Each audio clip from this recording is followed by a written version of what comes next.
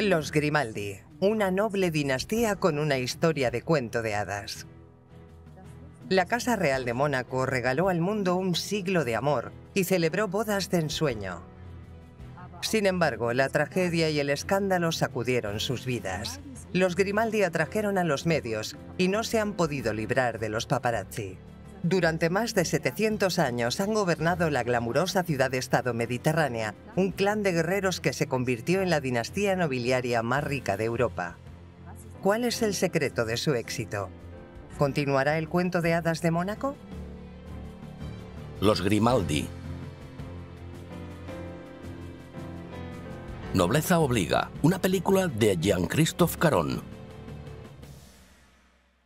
Una conmovedora escena en el Circo de Mónaco en enero de 2005. El príncipe Rainiero III apareció agarrado del príncipe heredero Alberto y la princesa Estefanía. Fue un momento conmovedor.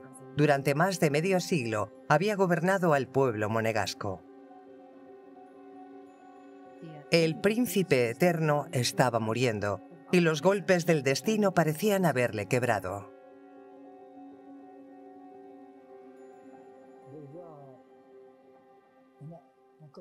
Ver a un amigo de la infancia sufrir así...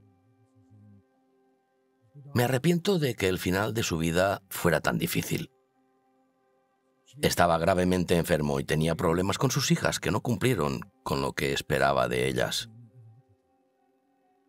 Me parece que su alma sufrió mucho al final de su vida. Además, nunca superó la muerte de su mujer. Eso me conmovía mucho.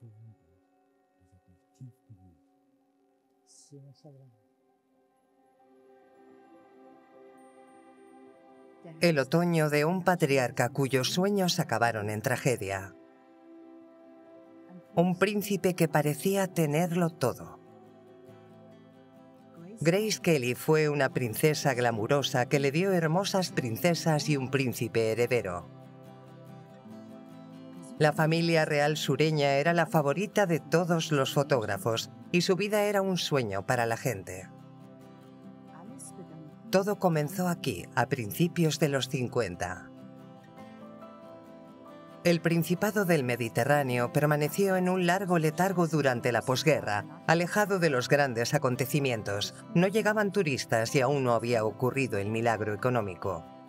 En 1952, un multimillonario se estableció en la costa de Mónaco, el magnate del transporte griego Aristóteles Onassis. Él y el príncipe Rainiero se convirtieron en socios y amigos. Onassis sabía que Mónaco carecía de finanzas y además necesitaba una imagen atractiva. Los territorios de Grimaldi necesitaban una princesa a la altura. Onassis pensaba que una estrella de Hollywood como Marilyn Monroe sería la princesa ideal. Sin embargo, las estrellas estadounidenses no iban a Mónaco en los 50. Pero sí que iban a Francia al Festival de Cine de Cannes, que estaba a 60 kilómetros. En 1955 llegó una recién ganadora del Oscar, Grace Kelly, amada por su carisma, elegancia y sutil sensualidad propia de los 50. Tengo la sensación de que hoy verá la mayor atracción de la Riviera, los fuegos artificiales. Nunca lo he dudado. Yo no lo tenía tan claro. Durante el Festival de Cannes, la estrella de cine se alojó en el Hotel Carlton. Ojalá se pudiera convencer a la reina de Hollywood de visitar al príncipe Grimaldi de Mónaco. Sería una historia de cuento de hadas. Y un regalo para la prensa amarilla. Los reporteros de una revista francesa ayudan al príncipe a buscar esposa. Un periodista de Paris Match lo organizó todo. El encuentro entre la actriz Grace Kelly, que acababa de visitar Cannes, y el príncipe Rainiero, que estaba soltero, fue idea del periodista. El encuentro, organizado para el 5 de mayo de 1955, casi tuvo que cancelarse por un apagón en el hotel de Grace Kelly. No tenía ningún vestido planchado y no podía arreglarse el pelo, y no quería que el príncipe la viera así. Pero en el vestíbulo los periodistas la asediaron para que fuera al palacio. La primicia de la cita con el príncipe dio la vuelta al mundo. Se hablaba de Grace Kelly como si ya fuera la princesa del trono monegasco.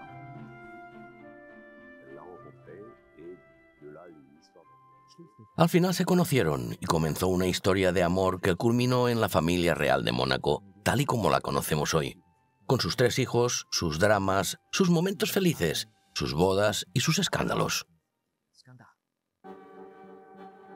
Después de que salieran las imágenes, el príncipe Rainiero cortejó a Grace Kelly y le pidió matrimonio en Estados Unidos. La actriz dijo que sí. Para ella el papel de princesa era un sueño hecho realidad. Abandonó Estados Unidos en abril de 1956 para casarse en Mónaco.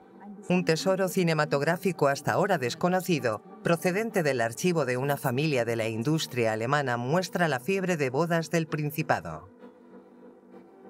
Grace Kelly llegó en un transatlántico procedente de Nueva York. Todo Mónaco se preparó para recibirla. La fábrica de sueños de Hollywood tomó el relevo al cine amateur.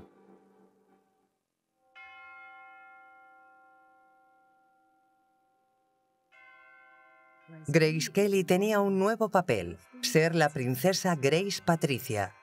Los jefes del estudio de Hollywood le regalaron el vestido de novia, que costó $8.000.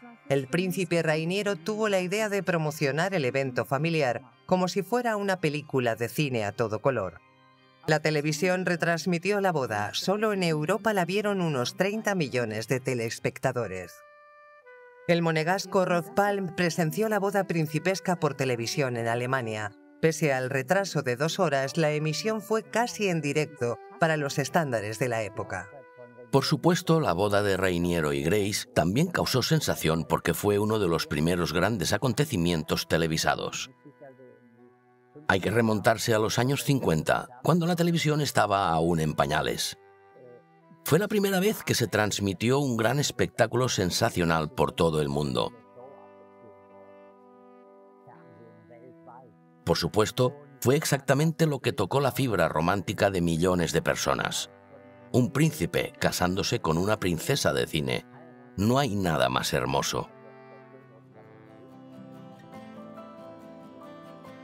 Sin embargo, Rainiero estaba algo decepcionado. Los periodistas, la alta sociedad y los miembros de la industria habían aceptado su invitación, pero la aristocracia europea brillaba por su ausencia. También invitaron a la boda de Mónaco a la noble familia alemana de los güelfos, que ya proporcionaban reyes a Alemania cuando Mónaco aún era un pueblo pesquero. Hoy están unidos por el matrimonio de la princesa Carolina Grimaldi con el príncipe güelfo Ernesto Augusto de Hannover. En ese momento la vieja nobleza no aceptaba socialmente a los Grimaldi. Nuestra familia no tenía ninguna conexión con Mónaco, ni con el príncipe que se iba a casar con una diva de Hollywood.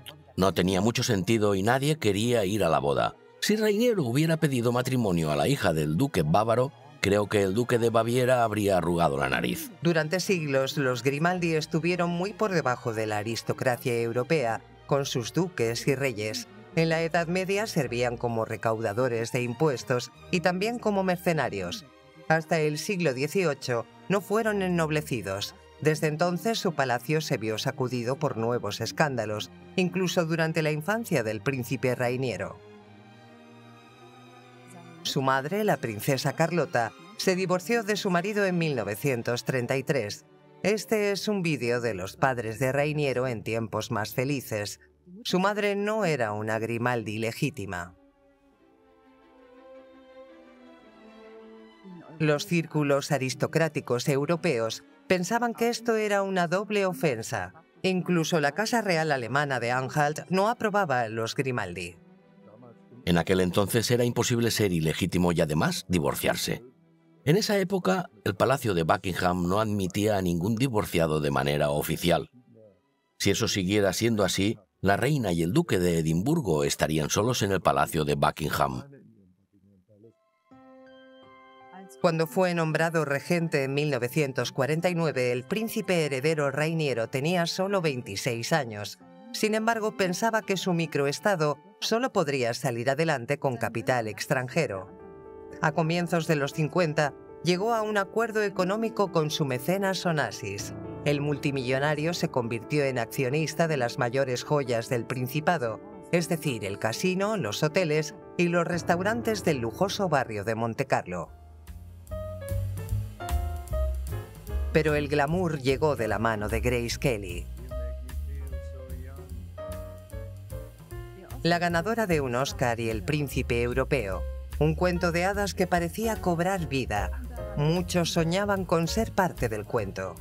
El factor Grace atrajo a las estrellas estadounidenses a Mónaco. Aquí vemos a Frank Sinatra visitando a la familia real.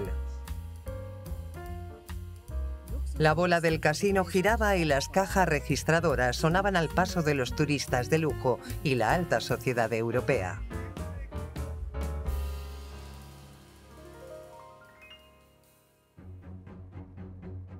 Hoy en día el reino de los Grimaldi mantiene la imagen de país moderno y brillante. El periodista Thomas Besselit conoce el secreto del éxito del príncipe. El príncipe Rainiero fue el primero en darse cuenta de que en los 50 la prensa y los nuevos medios tenían un poder enorme. Lo utilizó a su favor con gran habilidad y sofisticación. Mónaco es un producto mediático y publicitario, fruto de una inversión inteligente. En la actualidad, las entidades de inversión de todo el mundo aumentan constantemente el patrimonio de la familia real. La mina de oro de los Grimaldi es un negocio inmobiliario, es un estado con menos de 2 kilómetros cuadrados. El espacio es un bien escaso. La familia controla la mayoría de sus propiedades inmobiliarias a través de una sociedad anónima, lo que les permite tener acceso a grandes sumas de dinero en cualquier momento. Se calcula que la familia Grimaldi tiene un valor de 2.000 millones de euros. Hablamos solo de capital, sin contar sus bienes, inmuebles, tesoros artísticos, joyas y demás. La reina es la más rica de los monarcas, pero no creo que tenga una liquidez de 2.000 millones de euros.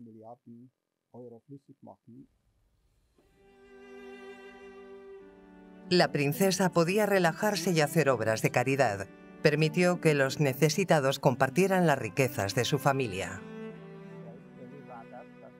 Grace Kelly era lo que en otros países se llamaría ministra de Asuntos Sociales o ministra de Sanidad.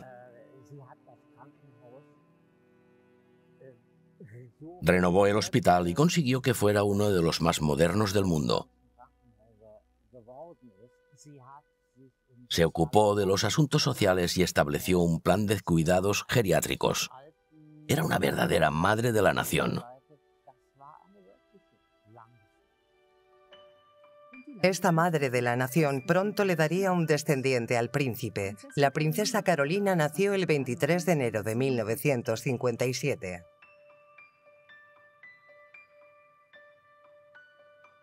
La presentaron en bandeja de plata tanto a los monegascos como a los medios de comunicación.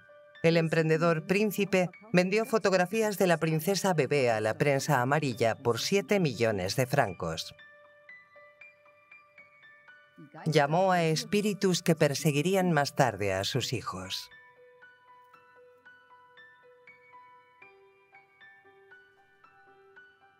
Un año más tarde, el recién nacido príncipe Alberto recibió la salva de 101 cañonazos. Poco después de su nacimiento, Rainiero dejó claro que su primogénita Carolina no sería la heredera al trono, sino su hijo varón. La princesa Estefanía nació 7 años más tarde. Sería la tercera en la línea de sucesión. Su papel como la consentida de la familia estaba asegurado. La paz de la familia parecía seguir intacta a comienzos de los 70. Estas imágenes muestran su viaje familiar al sur de Alemania. Seguían manteniendo una relación abierta con los medios. Incluso proporcionaron información privada a los periodistas de un tabloide de Múnich. Conseguí información de la familia muy fácilmente. Un pajarito me dijo que íbamos a tener una visita real en Bethlehem, si podía llegar en 20 minutos. Así que fui hasta allí. Bebimos té y charlamos como si nos conociéramos desde hacía tiempo. Después fuimos al parque y al enorme jardín. Grace estaba grabando vídeos.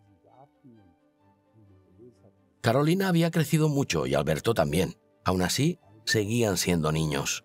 Y Estefanía era la menor. Eran una pareja adorable y disfrutaban mucho de ese viaje. Vi a una Grace encantadora y maternal.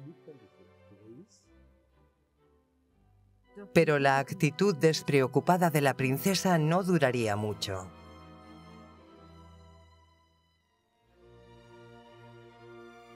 A mediados de los 70, los niños comenzaron a hacerse mayores. Para Grace Kelly, sus deberes de princesa eran cada vez una carga mayor. Ella era la que se ocupaba de los asuntos cotidianos de Reiniero y se encargaba de los impuestos y ruegos de los monegascos. La rutina palaciega reemplazó los emocionantes escenarios de Hollywood.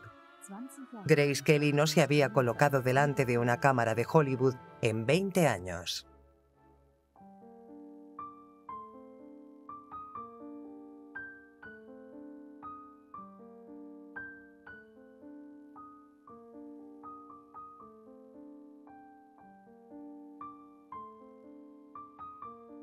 El cámara austríaco Karl Koffel se dio cuenta en ese momento de que no había abandonado su carrera de forma voluntaria. Obviamente seguía recibiendo ofertas,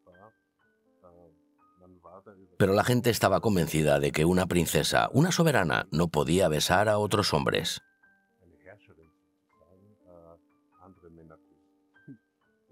Esto pasa a menudo en las películas y no estaban de acuerdo. Y aunque intentara hacer otro tipo de personajes, solo le ofrecían papeles de princesa. En 1976, Grace Kelly conoció a un joven director con el que pudo volver a seguir su pasión, el austríaco Robert Dorhem. Consiguió que la princesa fuera su patrocinadora gracias a su película sobre una escuela de ballet rusa. La película que van a ver es de los niños de Theatre Street, en Leningrado. Dorhem, el director, presenció la transformación de la princesa ante las cámaras. La princesa Grace Patricia volvió a ser la actriz Grace Kelly. Cuando empezamos a rodar, yo estaba muy nervioso y le dije: Majestad, me cuesta comunicarme.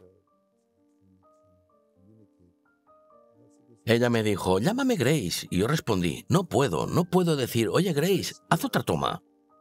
No me hizo caso y dijo: no, por favor, así será más fácil para mí y para todo el mundo. Aquí no soy la princesa, sino la actriz. Había recuperado el apetito por la actuación.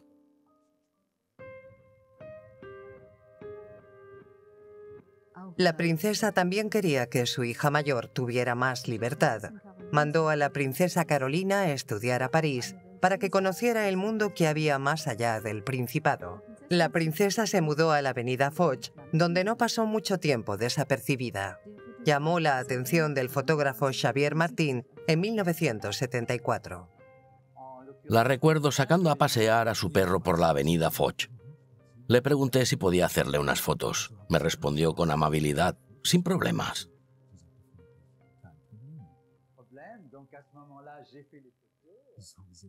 Así que le saqué las fotos y se las ofrecí a una agencia de fotografía. Para mi sorpresa, se vendieron muy bien.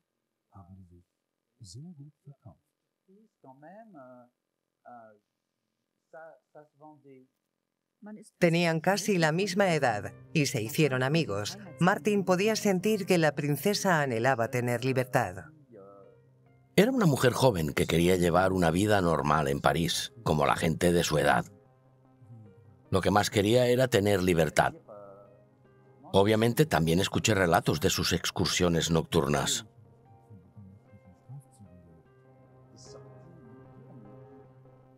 Especialmente a la elegante discoteca Chez Castel, donde siempre había muchos artistas. La tempestad y el ímpetu de una joven princesa. Los paparazzi se entrometían en su vida nocturna y además tenía un romance con el playboy parisino Philippe Junot.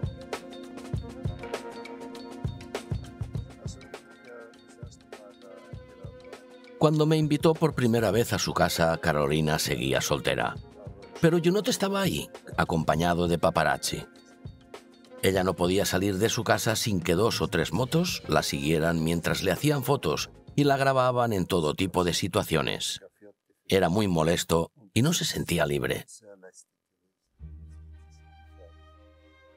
La princesa Carolina se quería casar con él, sus padres se horrorizaron. Nadie sabía muy bien de dónde sacaba su dinero Junot. Los rumores apuntaban a los negocios inmobiliarios. En el verano de 1978 cedieron y les dieron su bendición. Los medios también tuvieron un papel en esta boda Grimaldi. El hecho de que se casara con Junot tenía que ver con que quería que dejaran de inventarse que tenía una aventura con todos los hombres a los que miraba. Me di cuenta de que para tener un poco de paz y librarse de las especulaciones, al menos por parte de los curiosos y los paparazzi, se había metido en un matrimonio que puede que fuera falso. Pero al menos se acabaron las especulaciones y el acoso constante de los fotógrafos. La princesa Carolina se equivocaba al esperar que el matrimonio sirviera de refugio frente a los paparazzi. El propio Junot traicionó la felicidad conyugal durante su luna de miel en los mares del sur. Junot había vendido en secreto a Carolina. Durante su luna de miel daba órdenes a los paparazzi y hacía tratos con ellos a espaldas de su mujer. Ella no sabía nada. Quizá estos momentos la traumatizaron.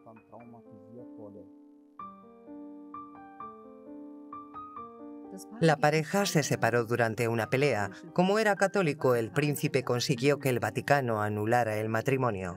El mundo ideal de la familia real comenzó a mostrar grietas. A comienzos de los 80, Grace Kelly trató de conseguir la libertad que había perdido. Se puso delante de las cámaras para protagonizar una película. La casa de Grimaldi estrenó la película en una cadena de televisión alemana. En esta comedia, Grace Kelly interpreta sus dos papeles, actriz y princesa. Se interpretó a sí misma y a la princesa Grace de Mónaco. Conoce a un científico que se mete en el coche equivocado y acaba en una exposición de flores en vez de en una reunión de astrofísicos. La fórmula era bastante simple.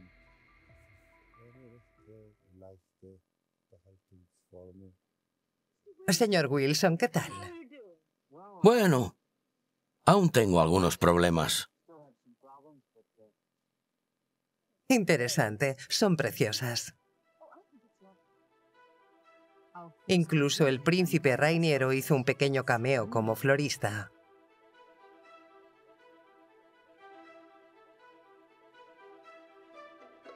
Al principio la comedia se iba a mostrar en exclusiva a los monegascos en una gala, pero la película podría haber significado un nuevo comienzo, y la princesa quería estar preparada para su regreso. Creo que el propósito de la película era comprobar dónde estaba en ese momento y ver qué se podía cambiar o hacer mejor para lograr una entrada triunfal. Tenía que ser un regreso apoteósico. Las negociaciones con una cadena de televisión estadounidense estaban a punto de ser un éxito, pero todo se torció. En la mañana del 13 de septiembre de 1982, Grace Kelly conducía hacia el palacio con la princesa Estefanía. De pronto, se salió de la carretera en una curva cerrada.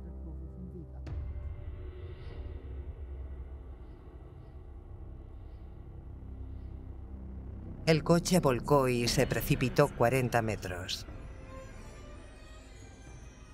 Los monegascos estaban sumidos en la incertidumbre, sin saber nada del destino de la princesa y de la joven de 17 años. Una especie de velo negro cubría toda la ciudad. Todo estaba muy silencioso y lúgubre. Nunca se me va a olvidar el momento en el que nos enteramos de la noticia. Grace había fallecido a las 10:30 de la noche. Las luces del casino se apagaron, algo que nunca había sucedido.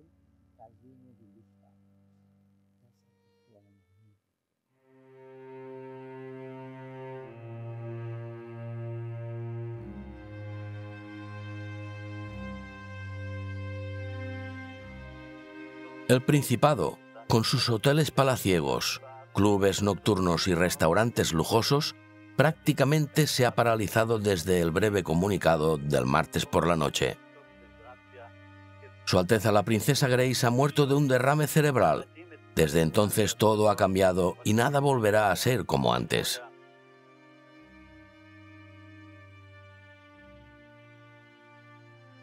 La princesa Estefanía seguía en el hospital, pero se recuperaría de sus lesiones.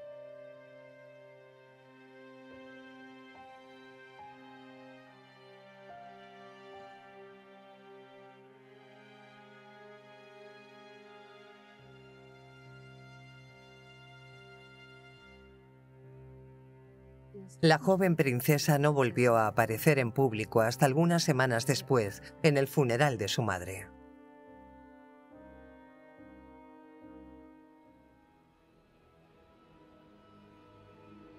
El palacio no dio una explicación exacta de lo ocurrido en el accidente, por lo que la prensa se inventó historias y se especuló que la joven princesa iba al volante.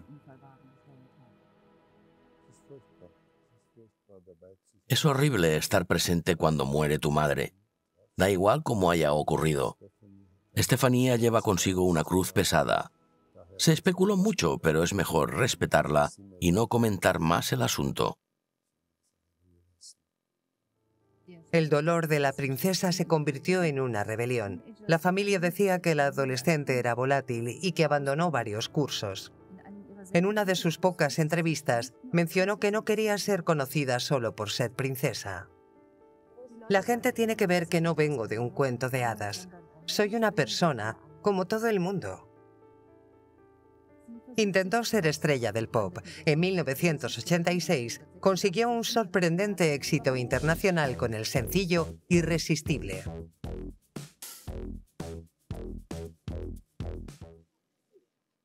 Los fotógrafos se convirtieron en su compañía constante, como se vio cuando llegó a los estudios WDR de Colonia. Incluso el Principado estaba plagado de paparazzi. Su amigo desde la infancia, el príncipe Hubertus von Hohenlohe, vivió de primera mano la presión mediática hacia la princesa Estefanía.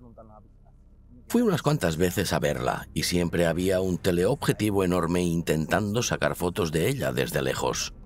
Sin importar lo que estuviéramos haciendo, montar en barco, salir a comer o lo que fuera. Sientes que te están observando todo el tiempo. Es como si las cámaras del Gran Hermano te persiguieran.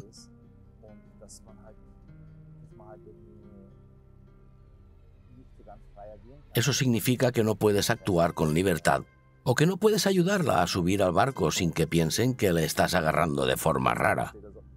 Hay que pensar en ese tipo de situaciones.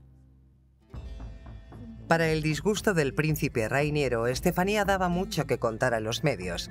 Tuvo docenas de aventuras con hombres que solían ser plebeyos, como un jardinero, un croupier y un artista.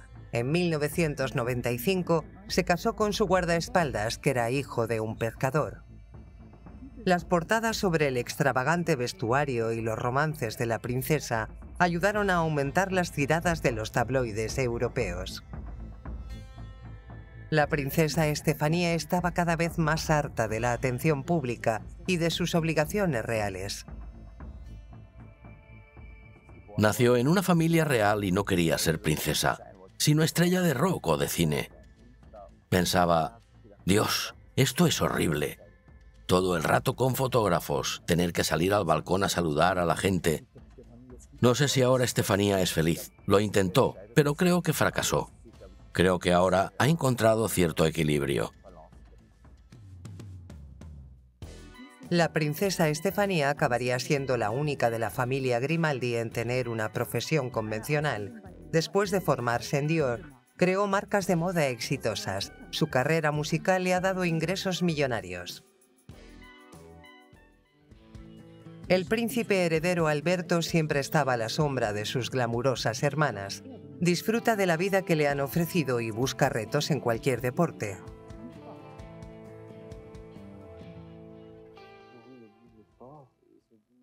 Me gusta sobreponerme a los desafíos y superarme a mí mismo.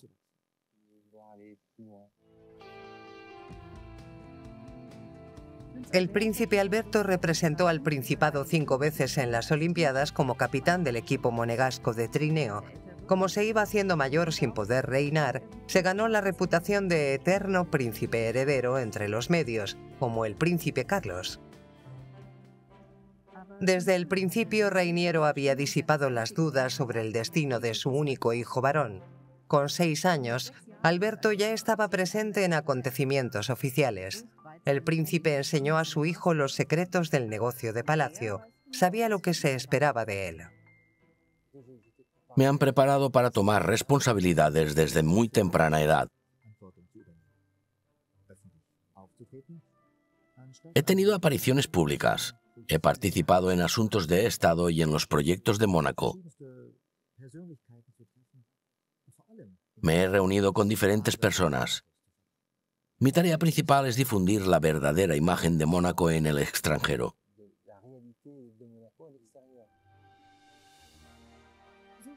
Esto significó que Alberto se convirtió en el ministro de Exteriores de facto de Mónaco. Se involucró con el tercer mundo y estableció relaciones diplomáticas y económicas.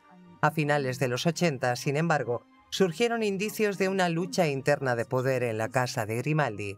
Los hermanos se empezaron a disputar la sucesión al trono, porque la princesa Carolina también había aceptado responsabilidades tras la muerte de su madre. Así es como yo defino el papel de una princesa. Es casi un título profesional. Nuestro trabajo es continuar con una tradición que tiene más de 700 años. Desde 1983, Stefano Casiraghi, su segundo marido, había estado junto a ella. Era el ambicioso hijo de un emprendedor italiano. Se dice que les confesó a los periodistas que se imaginaba convirtiéndose en Stefano de Mónaco, un comentario que la corte no vio con buenos ojos. Aún así, la pareja pronto le dio a Reiniero sus primeros nietos y posibles sucesores, Andrea, Carlota y Pierre. Stefano Casiraghi quería que su familia estuviera en el foco de atención de los medios. En 1988, le pidió a Karl Lagerfeld que diseñara una serie de fotos que causaron furor. Lagerfeld creó unas escenas magistrales. Carolina tenía una pose de princesa que se reflejaba también en su ropa. Tenía túnicas grandes y pomposas y un gran vestido de noche. Esto fue interpretado como una clara señal de que Carolina estaba atacando. El príncipe se enfadó muchísimo e incluso se planteó desheredar a Carolina. Otros pensaron que la lucha de poder era un truco publicitario para una glamurosa producción de Lagerfeld. Este artista tenía una buena relación con todos los Grimaldi y asistía anualmente al baile de la rosa. El 3 de octubre de 1990, la tragedia volvió a sacudir a la familia real. Ese día, Stefano Casiraghi estaba practicando su deporte de riesgo favorito. Esa sería su última carrera de lanchas a motor. Ese día, el oleaje de la costa de Mónaco era peligroso. La lancha de Casiraghi volcó a 150 km/h.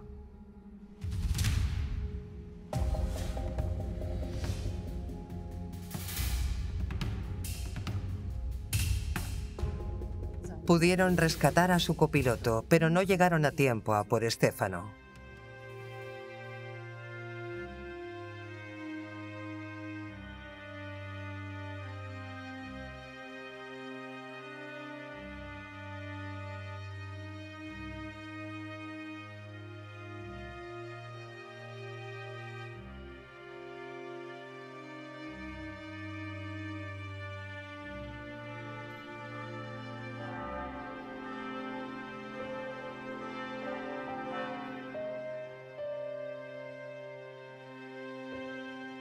Una desconsolada princesa Carolina se marchó de Mónaco y buscó serenidad e intimidad en una casa de campo remota en la Provenza.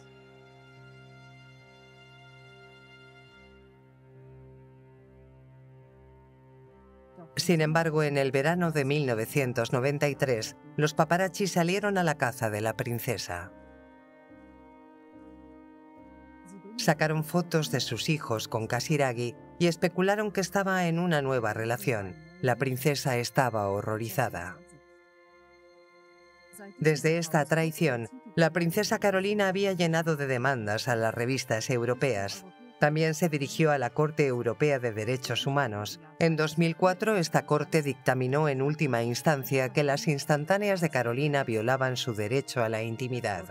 Este veredicto llegó a los tabloides que habían ayudado a establecer el glamour de los Grimaldi. No siempre puedes librarte de los espíritus a los que invocas. El Principado buscó la legitimación a través de los medios de comunicación. Reiniero cooperó con ellos, llamó a los medios de comunicación, llamó a los espíritus, y aunque pensaba que se había librado de esos fantasmas, se quedaron con sus hijos. Los medios continuaron siguiéndolos constantemente. En 1996, el principal reportero de Sociedad, Michel Grete, se enteró de la nueva relación de la princesa Carolina con el príncipe güelfo Ernesto Augusto de Hannover. Era uno de los nobles alemanes más importantes, que adornaba las portadas de toda Europa junto a una persona aún más famosa. Era una gran primicia para un reportero de Sociedad.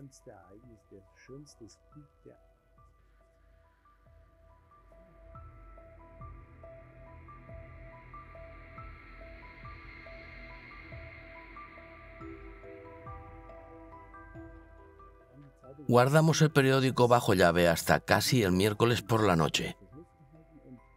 Fue una primicia internacional. Salió en todos los periódicos y en todas las cadenas de televisión. Fue espectacular.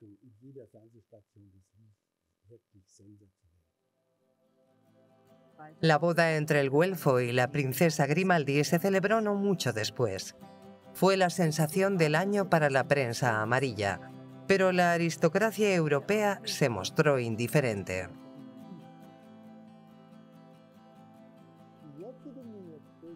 La relación de mi hermano con Carolina llega 20 años tarde.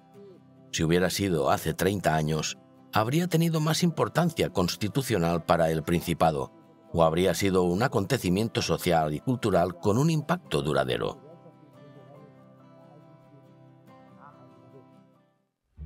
Sin embargo, el patriarca Reiniero vio cumplido un añorado deseo, la unión de la dinastía Grimaldi con la nobleza del Viejo Mundo, la misma que no se dignó a aparecer en su boda con Grace Kelly. Además, las propiedades europeas de los güelfos eran alrededor de 30 veces más grandes que el Principado de Mónaco. En el siglo XIX, los güelfos seguían proporcionando reyes a Alemania. Según las leyes aristocráticas, Carolina era princesa de Hannover y se convirtió así en la única Grimaldi en ser Alteza Real. Sin embargo, no fue una boda de cuento de hadas como la de Grace y Reiniero. La ceremonia y la cena nupcial se celebraron casi a puerta cerrada. Las revistas solo recibieron una foto de la boda. La pareja solo permitía que los grabaran en apariciones públicas. Su hija Alejandra Carlota creció aislada del mundo. El príncipe güelfo también ganó fama por defender ferozmente su vida privada frente a los reporteros curiosos. El 15 de abril de 2005, la historia de la familia Grimaldi llegó a un punto de inflexión.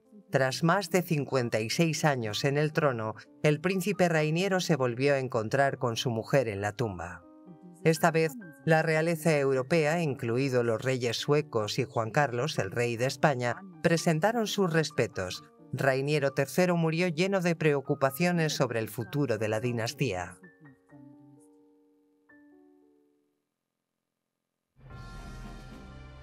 Su sucesor, Alberto, no había cumplido uno de los grandes sueños de su padre, que se casara y diera una princesa al país.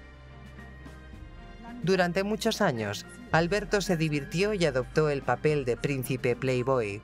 Lo pillaron con varias bellezas y tuvo 2 hijos ilegítimos. Todas sus compañeras atrajeron la atención de los medios de comunicación y la de los monegascos. Sientes mucha esperanza cuando ves a Alberto 2 veces seguidas con la misma mujer. Por supuesto, en los bailes se encuentra con muchas mujeres y los rumores explotan si habla con alguna durante bastante tiempo. Sin duda, Todo el mundo espera que se celebre una boda. La candidata más prometedora era la exnadadora olímpica Charlene Wistok, una sudafricana de ascendencia alemana. Desde 2006 ha estado junto al príncipe en acontecimientos oficiales y muchos piensan que es la reencarnación de Grace Kelly.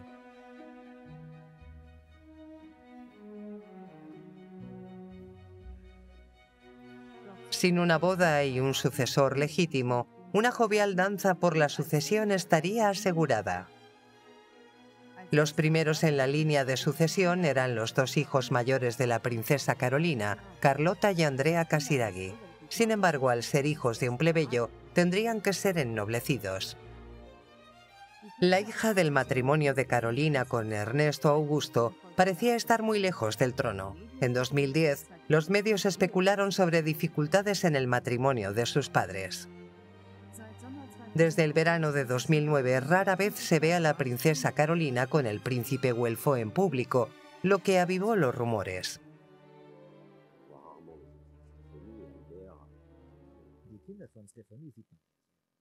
Vemos muy poco a los hijos de Estefanía, y Alberto solo tiene 2 hijos ilegítimos. Sobre todo vemos a los hijos mayores de Carolina, Andrea y Carlota. Parece que Carolina ya se está preparando para que sus hijos hereden. Hay signos inequívocos en los acontecimientos públicos de Mónaco, como el baile de la rosa, donde sus hijos siempre están presentes. Ya han tomado sus responsabilidades como futuros príncipes. Pero los monegascos siguen recordando la época dorada del Principado, la era de Grace Kelly y el príncipe Rainiero. La cuestión de la sucesión es una pregunta fatídica para el futuro del Principado. Las finanzas van bien, pero el cuento de hadas está llegando a su fin. Después de 700 años, ha llegado la era moderna y Mónaco ya no es un cuento de hadas, sino una cadena de servicios de fiestas, recepciones y banquetes. No es un cuento. Sin embargo, Mónaco necesita su cuento de hadas. El matrimonio del Principado comenzó con la emocionante combinación de una vieja tradición aristocrática y el glamour de Hollywood. En el pasado, el glamour de Grace de Mónaco atrajo a estrellas, inversores y la alta sociedad a la Roca de Mónaco. Para que la historia de éxito de su dinastía continúe durante el siglo XXI, los Grimaldi necesitan nuevos fuegos artificiales de glamour. Solo así podrá continuar el cuento de hadas y podremos seguir soñando.